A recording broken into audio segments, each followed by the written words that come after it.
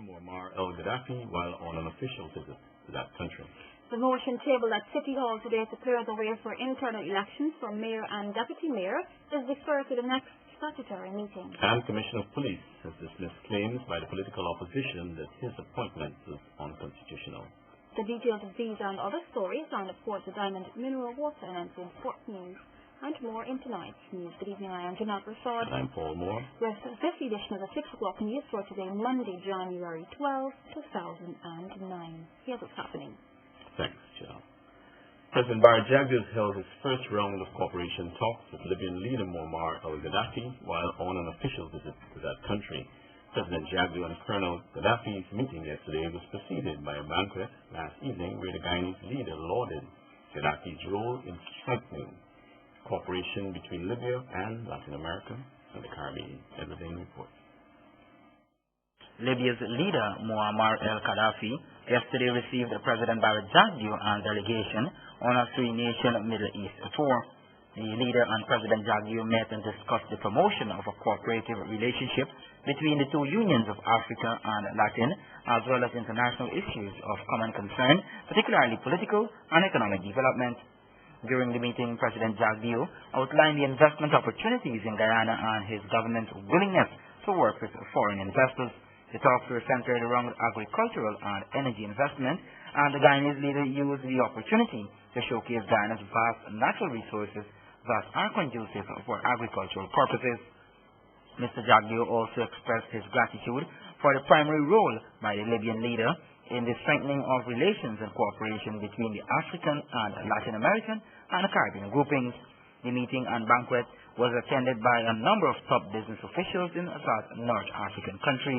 They include the Secretary of the General People's Committee, the Secretary of the People's Committee for Industry and Minerals, the Secretary for European Affairs and the Arab, and the General People's Committee for Foreign Liaison and International Cooperation. The Guyanese leader will also be meeting with a number of businessmen and other investors in that country to market Guyana. Commerce Minister Mariam Prashad will also take part in that discussion. Following this, President Jagdeo and the Guyanese delegation, which includes Foreign Affairs Minister Caroline Rodriguez-Burkett and Guyanese Ambassador to the Middle East and Greece, George Halak, and President of the CIOG, Fazil Feroz, will visit Greece and Qatar. Over the next 8 days, the delegation will be discussing possibilities for the strengthening of relations and the expansion of cooperation programs in the economic, social, and cultural fields in these countries. Edward Lane, the 6 o'clock news. The East Demerara Water Conservancy Board has taken a decision to close the Maduni and Lama sluices following decreasing water levels over the past 48 hours. The board says this will continue once the Conservancy catchment does not receive further rainfall, which can cause the water level to rise. In order to cope with the heavy rainfall, a decision was made to release excess water to the Atlantic through the Maduni and Lama sluices.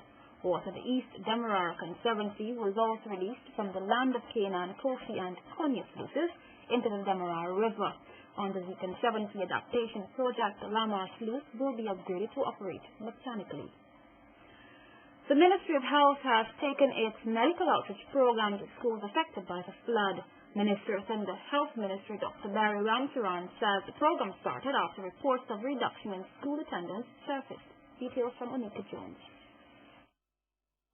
The Health Ministry, through its Regional Health Services Department, has been continuously dispatching teams to communities affected by the flood.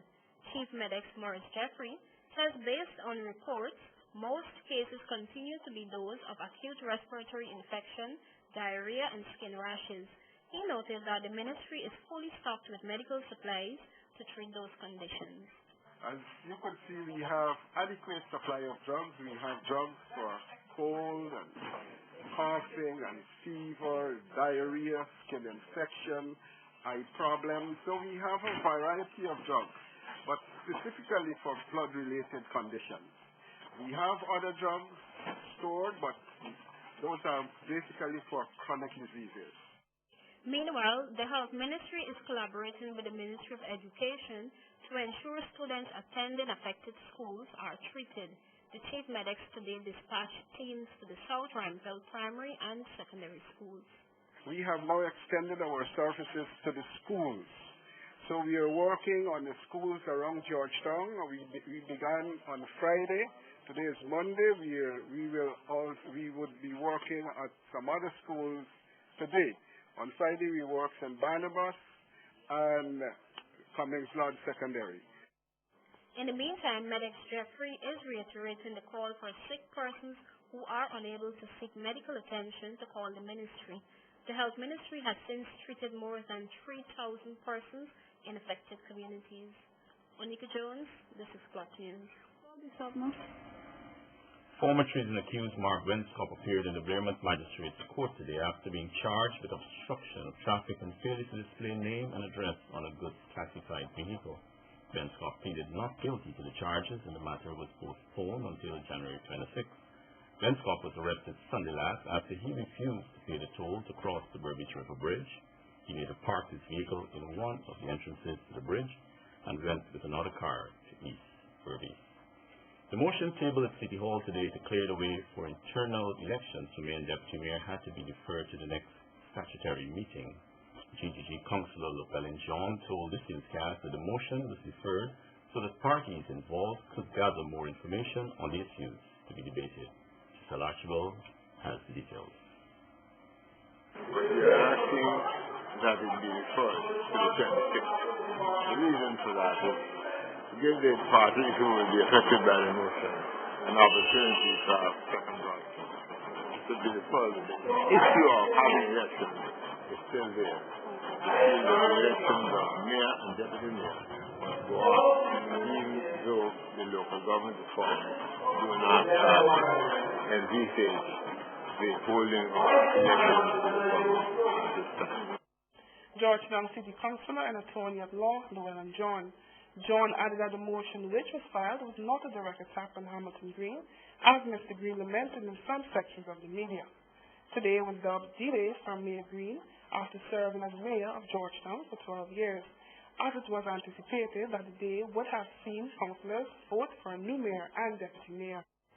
When asked the reason behind the motion being suddenly filed, John says he saw the opportunity and it was time for a change. A motion that is caught my imagination. I immediately moved. As soon as I saw the notice from the minister, I thought that it was doing exactly what I'm saying to do. Last Monday, Good and Green Guyana Councillor Mr. Llewellyn John tabled a motion before the council seeking a resolution to clear the way for internal elections for mayor and deputy mayor.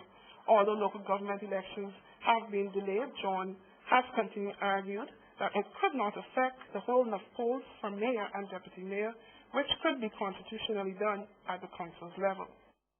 He sought previously to move a similar motion citing Section 11 of the Municipality and District Councils Act, Chapter 2801, which instructs that anyone who has served for 5 consecutive terms as mayor is ineligible to contest for re-election. Green has served for 9 terms. For the MCN 6 o'clock news, I am Gisela Archibald.